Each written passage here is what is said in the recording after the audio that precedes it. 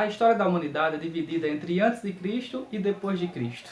Mas uma figura tão importante que chegou a dividir o tempo, será que ele realmente existiu? Alguns céticos fazem essa pergunta. Fica comigo até o final desse vídeo porque você vai descobrir se Jesus de Nazaré realmente existiu.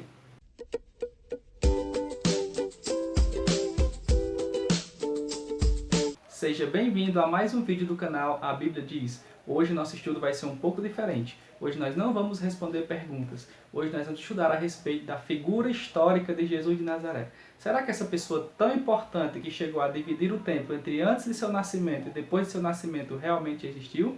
Mas antes de começarmos, eu gostaria de pedir que você se inscrevesse no canal, deixasse o seu gostei, compartilhasse, que entrasse nas nossas redes sociais. Além da sua pergunta, eu gostaria que você deixasse também sugestões de assuntos para que nós possamos falar nos próximos vídeos. Como também deixar sua pergunta para que nós possamos respondê-las. Não se esqueça de se inscrever, porque os 100 primeiros inscritos nós já passamos dos 60. Então 100 primeiros inscritos irão concorrer ao livro Escavando a Verdade do Dr. Rodrigo Silva. Quando completarmos os 100 primeiros inscritos, vamos fazer aqui um vídeo sorteando o ganhador desse livro. Então não deixe de se inscrever, não deixe de deixar o seu gostei, para que você possa concorrer também ao livro Escavando a Verdade. Agora vamos ao estudo de hoje. Jesus de Nazaré realmente existiu? O calendário que nós usamos hoje, na grande maioria do mundo, é dividido entre antes de Cristo e depois de Cristo. E alguns céticos questionam se Jesus de Nazaré, essa pessoa tão importante que chegou a dividir o tempo entre antes de seu nascimento e depois de nascimento, se ele realmente existiu. Hoje nós vamos estudar a respeito desse assunto. Vamos ver fontes históricas que falam a respeito de Jesus que estejam além da Bíblia. Porque a Bíblia, o centro dela é Jesus Cristo. Mas nós vamos ver fontes extra-bíblicas que falam a respeito da pessoa de Jesus de Nazaré. Para começar, vamos ver as fontes extra-bíblicas do período greco-romano. Porque nela nós vamos ter algumas informações de alguns historiadores da época que falaram a respeito da pessoa de Jesus de Nazaré. O primeiro deles é Suetônio. Suetônio escreveu sobre o reinado do imperador Cláudio, que reinou do ano 41 até o ano 54. Suetônio escreveu na época em que Cláudio reinava, cerca do ano 50.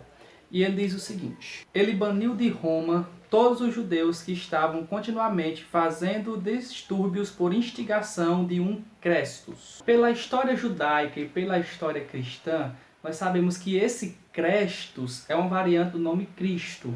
Suetônio cita que algumas pessoas instigadas por esse Crestus, que na realidade é Cristo, estavam fazendo distúrbios no império. Agora, por que Suetônio cita Crestus? Porque além de ser um nome muito conhecido na época na Grécia e Roma, no Império Greco-Romano, ele também não tinha muito contato com os cristãos. Por isso que ele cita Crestus. É mais ou menos assim, como se um cristão hoje fosse falar a respeito do profeta Maomé.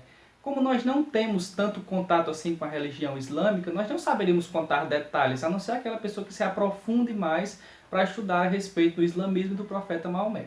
No mesmo caso foi o Suetônio. Ele não tinha tanto aprofundamento sobre o cristianismo, então ele citou Crestus, porque era também um nome muito conhecido na época. A religião cristã nessa época ela era também muito ridicularizada. Por quê? Porque na visão daquelas pessoas que não eram cristãs, era uma vergonha o seu Deus, aquela pessoa que você adorava, ter morrido crucificado numa cruz, que era a pior maneira de ser condenado, era a cruz. Tanto que chegava ao ponto da palavra crux, de onde do grego que vem a palavra cruz, era um xingamento nessa época. Outra fonte que fala a respeito de Cristo é Tácito. Tácito escreveu o seguinte nos seus anais: Nero prendeu a culpa e infligiu as mais requintadas torturas em uma classe odiada por suas abominações, chamados cristãos pela população. Cristos, de quem o nome teve sua origem, sofreu a penalidade extrema durante o reinado de Tibério, nas mãos de um dos nossos procuradores, Pôncio Pilatos, e uma superstição mais travessa.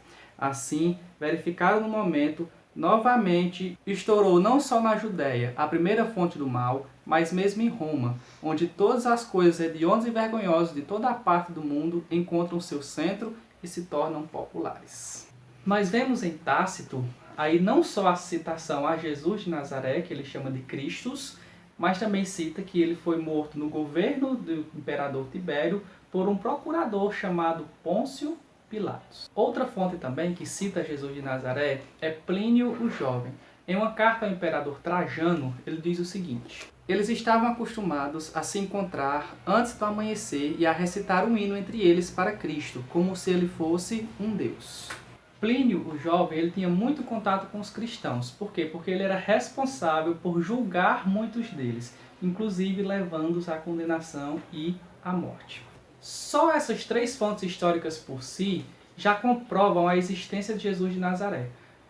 Agora, existem mais fontes, além do mundo greco-romano. Existem também as fontes judaicas, e a principal delas é a de Flávio Josefo. Entretanto, alguns historiadores e até alguns teólogos não levam todo o testemunho de Josefo como verídico, e sim somente algumas partes. Por quê? Porque acredita-se que nas cópias dos testemunhos de Josefo existiu alguma mão cristã que colocou alguns acréscimos àquilo que Josefo escreveu. Então, no texto que eu vou mostrar para vocês, eu vou colocar entre colchetes aquelas partes que não são levadas tão em consideração como sendo genuinamente escritas por José. Ele diz o seguinte: havia nesse tempo Jesus, um homem sábio, se é lícito chamá-lo de homem, porque ele foi autor de coisas admiráveis, um professor tal que fazia os homens receberem a verdade com prazer. Ele fez seguidores tanto entre os judeus como entre os gentios. Ele era o Cristo.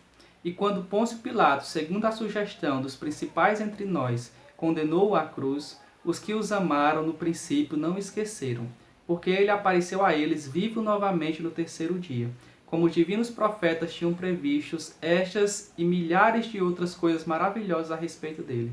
E a tribo dos cristãos, assim chamados por causa dele, não está extinta até hoje.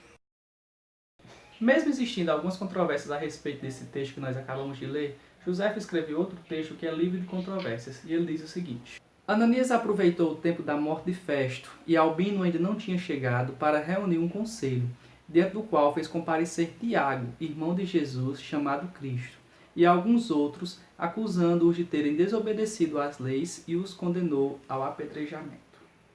Esse texto cita vários personagens da Bíblia. Primeiro, Ananias, sumo sacerdote, que está lá no livro de Atos. Ele cita também Tiago, irmão de Cristo. Esse texto é corroborado por o que está escrito em Gálatas, capítulo 1, verso 19, que diz o seguinte: E não vi outro dos apóstolos, senão Tiago, o irmão do Senhor. Então, da mesma forma que Paulo cita em Gálatas Tiago, irmão de Jesus, Josefo também cita Tiago, irmão de Jesus. E ele diz que Tiago foi morto por apedrejamento. Por falar em Tiago, temos uma comprovação arqueológica da existência dele e também da existência de Jesus. É o chamado Ossuário de Tiago, achado em 2002 por um engenheiro judeu, em que nele está escrito: Tiago, filho de José, irmão de Jesus. Uma caixa de pedra pesando cerca de 25 quilos, ela mede 50 centímetros de largura por 25 de altura.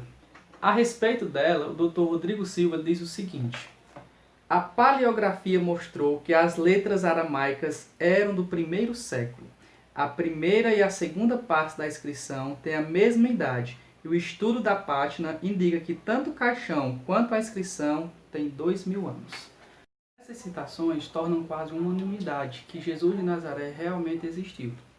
Já a questão de aceitar aquilo que ele fez por nós, ele ter morrido na cruz para nos salvar, é uma questão de fé e vai ser de cada um a escolha de aceitar ou não o sacrifício feito por ele.